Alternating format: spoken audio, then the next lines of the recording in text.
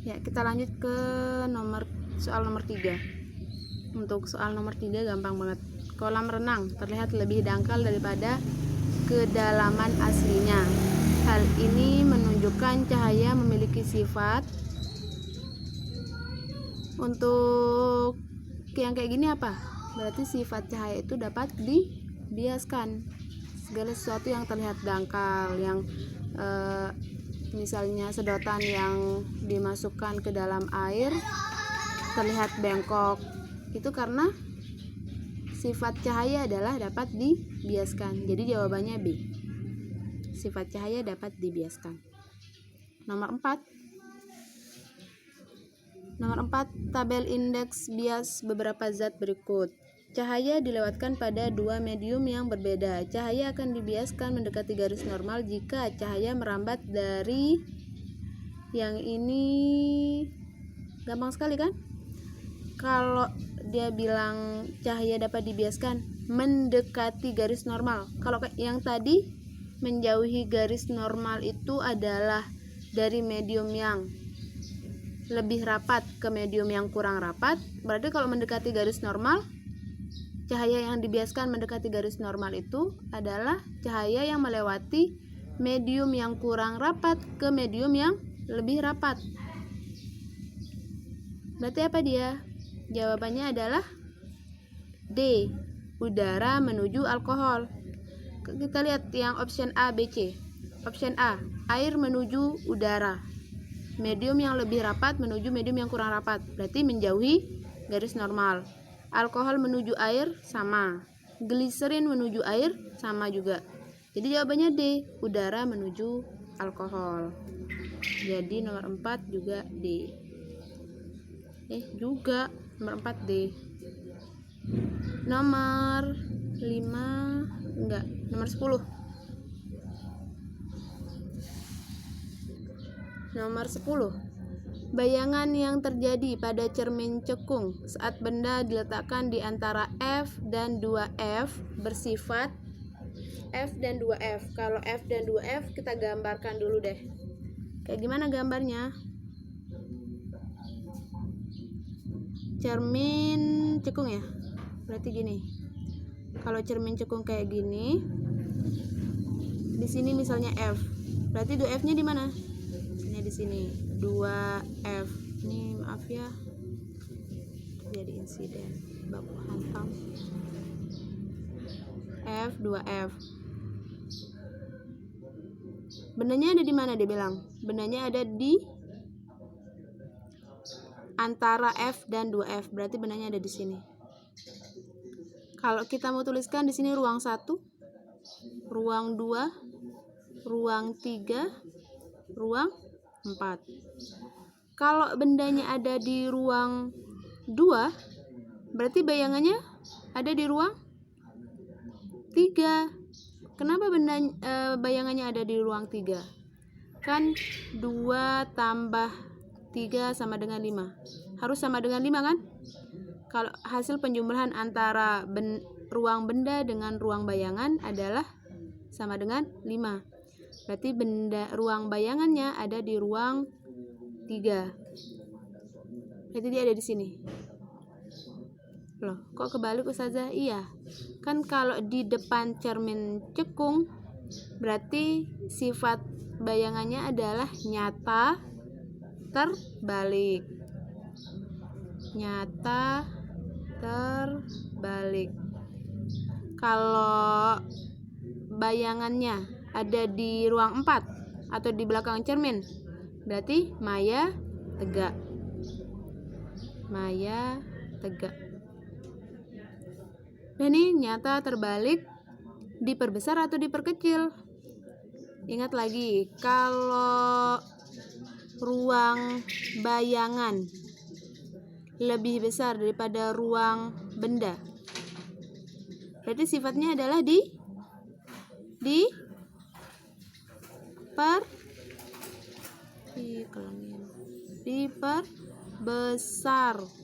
Kalau ruang bayangannya lebih kecil daripada ruang benda, baru diperkecil. Karena ini ruang bayangannya lebih besar daripada ruang benda, maka diperbesar. besar. Jadi sifatnya adalah Masya Allah, nyata terbalik diperbesar. Nyata terbalik diperbesar B. Jawabannya B. Nomor 11. Di ini dulu.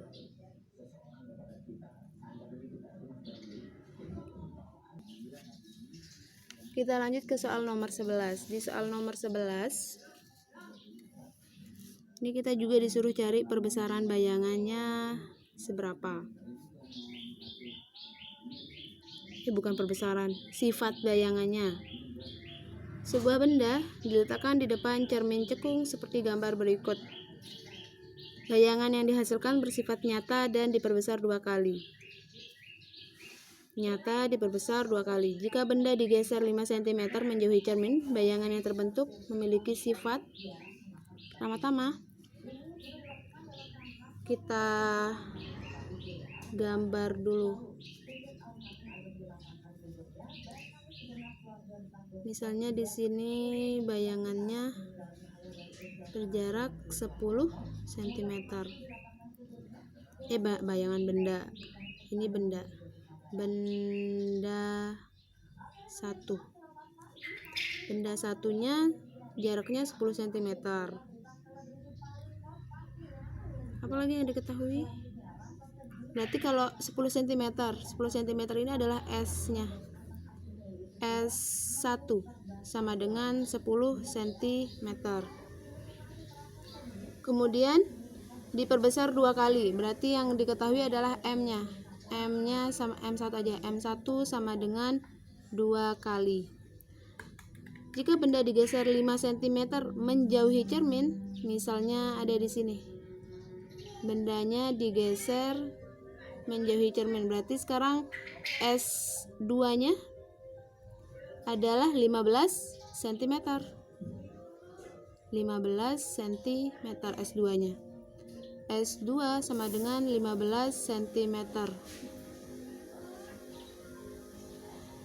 Yang ditanyakan adalah sifat cahaya, sifat bayangan yang terbentuk ketika bendanya digeser sejauh 15 cm dari pusat dari cermin. Gimana caranya? Di sini kita cari dulu titik fokusnya. Gimana cara cari titik fokusnya? Kita cari dulu jarak bayangannya berapa untuk yang M1 dan S1. Yang pertama, cari S1 aksen.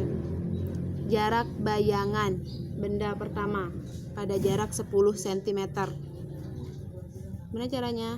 M1 sama dengan S1 aksen per S1. Ini sama dengan S1 aksen. Itu yang dicari ya. Jangan gini.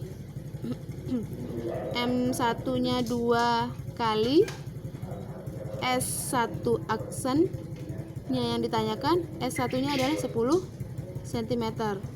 Berarti yang ini kan pindah ruas ke sini.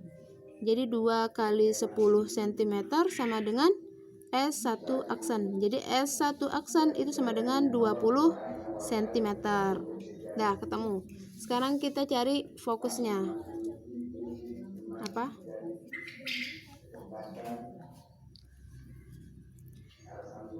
Cari fokus atau F.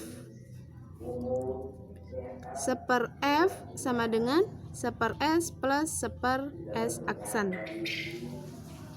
Ini seper S1 sama dengan 10 plus seper 20. Samain penyebut sama-sama 20. Jadinya di sini 2 plus 1 sama dengan 3/20. Seper F-nya adalah 3/20. Kalau F aja berarti dibalik. F sama dengan 20/3. Tuh. Udah ketemu nilai F-nya adalah 20/3 cm. Dah. Terus sekarang sudah ketemu fokus, berarti kita bisa cari bayangannya berapa. Di sini ya. Cari bayangan S2-nya. Cari S2 aksen. Seper F sama dengan seper S plus seper S aksen. Seper S2 plus seper S2 aksen. Yang dicari adalah S2. Berarti S2 diam. Seper S2 aksennya diam, seper S2-nya pindah ruas ke sini. Jadi ini nanti seper F min seper S2 sama dengan seper S2 aksen. Yang ini kita masukin angkanya, seper 20/3 min seper S2-nya adalah 15 sama dengan seper S2 aksen. 3-nya naik jadi 3/20 min seper 15 sama dengan seper S2 aksen. Yang ini kita samain penyebut, sama-sama 60. 60 bagi 20, 3 kali 3, 9. 60 bagi 15, 4. Sama dengan seper S2 aksen. Seper S2 aksen sama dengan 9 min 4, 5/60. Berarti kalau S2 aksen doang, S2 aksen sama dengan 60 bagi 5 sama dengan 12 cm. Berarti S2 aksennya adalah 12 cm. Kalau 12 cm, bayangannya ada di mana? Kalau 12 cm berarti bayangannya ada di sini. Bayangannya ada di sini. Untuk benda 2. Bayangannya ada di sini, benda 2. Bayangan 2. Kalau bayangan 2 ada di situ, berarti dia kalau di depan cermin nyata, terbalik, diperbesar atau diperkecil. Gimana cara tahu diperbesar atau diperkecil? Kita cari nilai M2-nya berapa. Tapi kalau sudah kayak gini sebenarnya bisa langsung kita tahu diperkecil seharusnya. Tapi coba kita cari menggunakan rumus. Kita cari M2-nya. Cari M2. Perbesaran keduanya berapa? M2 sama dengan S2 aksen per S2. S2 aksennya adalah 12. S2-nya 15. Ini sama dengan sama-sama dibagi 3, 4/5 kali. Kurang dari 1. Berarti kalau kurang dari 1, perbesarannya adalah diperkecil. Jadi sifat bayangan yang terbentuk adalah untuk benda yang kedua, karena dia ada di depan cermin, berarti nyata terbalik. Dan ketika kita mencari M2-nya, ternyata dia diperkecil. Berarti nyata terbalik diperkecil. Jawabannya adalah nyata terbalik diperkecil A. A jawabannya. Dadah.